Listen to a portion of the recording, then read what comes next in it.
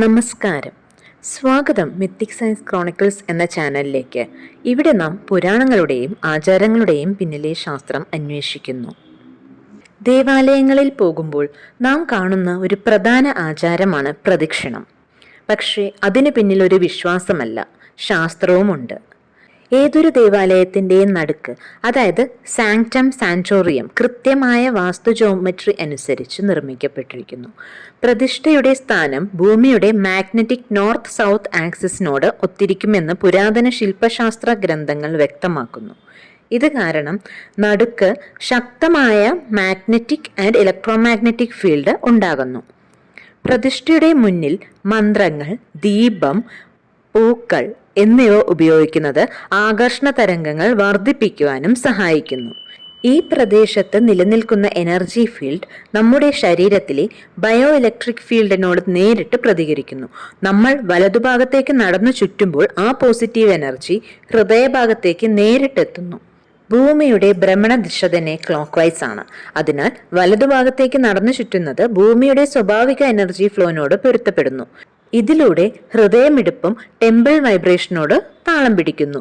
2018 neuro cardiology ജേണലിൽ പ്രസിദ്ധീകരിച്ച പഠനം പ്രകാരം സൗമ്യമായ റിഥമിക് മൂവ്മെന്റും മന്ത്രവും മനുഷ്യന്റെ ഹാർട്ട് റേറ്റ് വേരിയബിലിറ്റി മെച്ചപ്പെടുത്തുന്നു.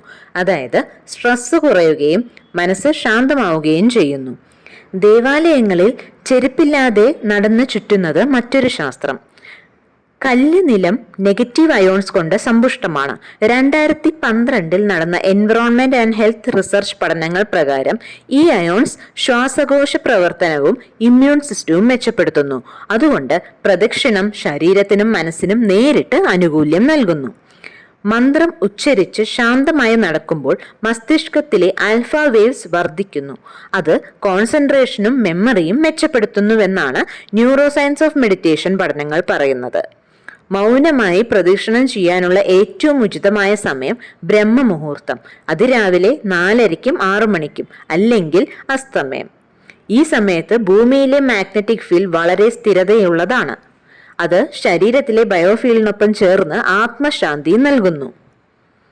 അതുകൊണ്ട് പ്രദക്ഷിണം വെറും ആചാരമല്ല, ഭൂമിയുടെ ഊർജവുമായി ബന്ധപ്പെട്ട ഒരു ബയോ ഇലക്ട്രിക് മാഗ്നറ്റിക് തെറപ്പി പോലെയാണ്.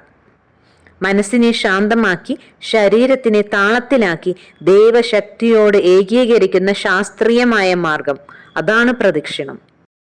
ഇതുപോലെ പുരാണങ്ങൾക്കും ആചാരങ്ങൾക്കും പിന്നിലുള്ള ശാസ്ത്രം മനസ്സിലാക്കാനുള്ള വീഡിയോസ് കാണുവാനായി ഈ ചാനൽ സബ്സ്ക്രൈബ് ചെയ്യൂ. ഈ വീഡിയോ ഇഷ്ടമായാൽ കൂട്ടുകാർക്കും ഷെയർ ചെയ്യുക.